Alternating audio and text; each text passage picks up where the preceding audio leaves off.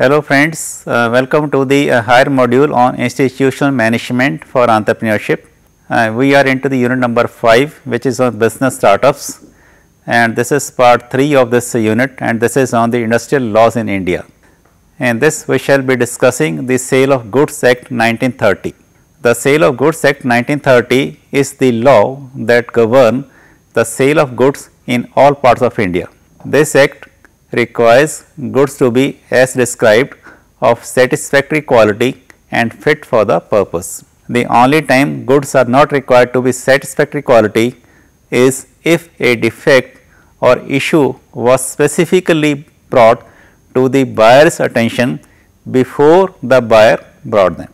Now, who are the buyers and the sellers as per this law? As per the section 2(1) of the act, a buyer is someone who buys or has agreed to buy the goods.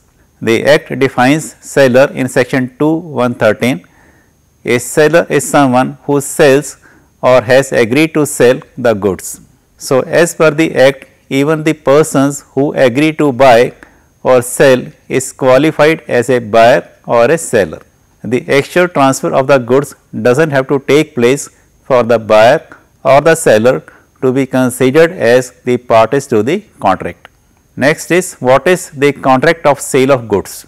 Section 4 of the Sale of Goods Act defines the term sale and agreement to sell as a contract of sale of goods is a contract whereby the seller transfers or agrees to transfer the goods to the buyer for a price. There may be a contract of sale between one part owner and another also. Now, regarding the definition of the goods, the act defines the term goods in its section 2(7) as all types of movable property, that is every kind of movable property other than the actionable claims and the money. Now, what is actionable claims and the money? We shall discuss in the next slide. The movable property includes stocks and shares, growing crops, grass and things attached to or forming a part of the land which are agreed to be severed before the sale. The term actionable claims means those claims which are eligible to be enforced or initiated by a suit or by a legal action.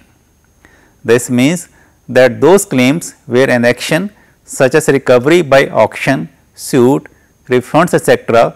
could be initiated to recover or realize the claims. So, these are not considered as the goods. Now, we have the subtypes of goods. The first is the existing goods. The goods are termed as existing goods if they are present in existence at the time of the contract. In section 6 of the act, the existing goods are those goods which are in the legal possession or are owned by the seller at the time of formulation of the contract of sale. Second is the future goods. In section 2(6) of the act, future goods have been defined as the goods that will either be manufactured or produced or acquired by the seller at the time the contract of sale is made.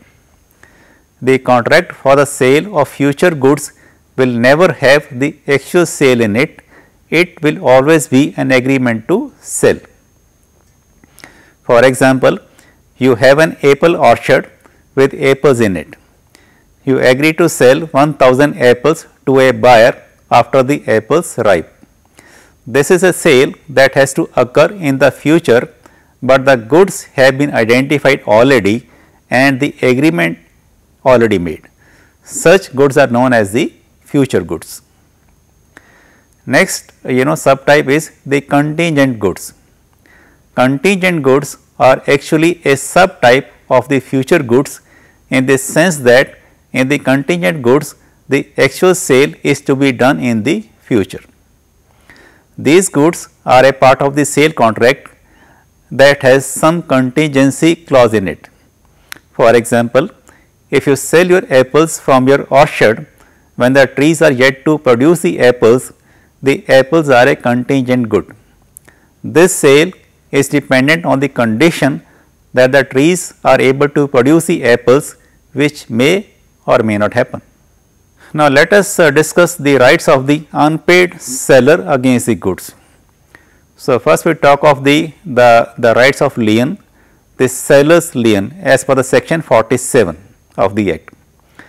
Now, according to the subsection 1 of section 47 of the Act, an unpaid seller who is in possession of the goods can retain their possession until the payment. This is possible in the following cases, like number 1, he sells the goods without any stipulation for the credit. That means, you pay the money, you pay the cash and take the goods. Second is, the buyer becomes insolvent. So, the buyer has no capacity to pay you. In that case, the seller can retain the goods. So, when the buyer of the goods does not pay his dues to the seller becomes an unpaid seller, and now the seller has certain rights against the buyer. Such rights are the seller remedies against the breach of contract by the buyer. Such rights of the unpaid seller are additional to the rights against the goods he sold. And what are those rights? Like number 1, suit for the price. Under the contract of sales, if the property of the goods is already passed, but the buyer refuses to pay for the goods, the seller can sue the buyer for wrongfully refusing to pay him his due. Second is suit for damages for non-acceptance.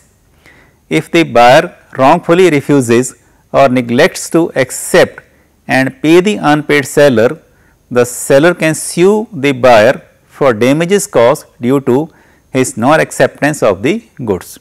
Third is repudiation of the contract before the due date. If the buyer repudiates or cancels the contract before the delivery date of the goods, the seller can still sue for the damages. Such a contract is considered as a resident contract, and so the seller can sue for the breach of contract.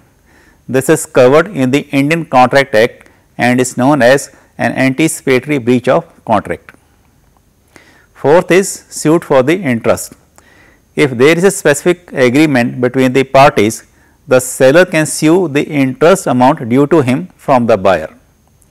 This is when both the parties have specifically agreed on the interest rate to be paid to the seller from the date on which the payment becomes due. But if the parties do not have any such specific terms, still the courts may award the seller with the interest amount due to him at a rate which the courts seems fit. Now, what are the remedies of the buyer against the seller? When the seller breaches the contract, the buyer also has certain remedies against the seller, like number 1, damages of non-delivery. In this, if a seller wrongfully or neglectfully refuses to deliver the goods to the buyer, then the buyer can sue for non-delivery of the goods under section 57 of the Act. Secondly, suit for the specific performance. It means, if the seller commits a breach of contract, the buyer can approach the court to ask the seller for specific performance. The court, after deliberations, can command the seller for specific performance. One important point to be kept in mind is that this remedy is only available if the goods are ascertained or specific. Now, what are ascertained goods? This is a type of goods not defined by the law, but by the judicial interpretation. This term is used for specific goods which have been selected from a larger set of the goods. And what are specific goods? These are those goods that are identified and agreed upon when the contract of sale is formed. For example, you want to sell your car online, you put an ad with its picture and information, a buyer agrees to the sale and a contract is formed. The car in this case is a specific good. So, the next remedy is suit for the breach of warranty, and next is repudiation of the contract. So, if the seller repudiates the contract or cancels the contract, the buyer does not have to wait until the date of the contract. He can treat the contract as rescinded and sue for the damages immediately. This will be an anticipatory breach of the contract. So, that is all for this specific law or the act. We shall be discussing more about the laws in our future videos, and for getting more details about these laws or the acts, please refer to the online content. Thank you.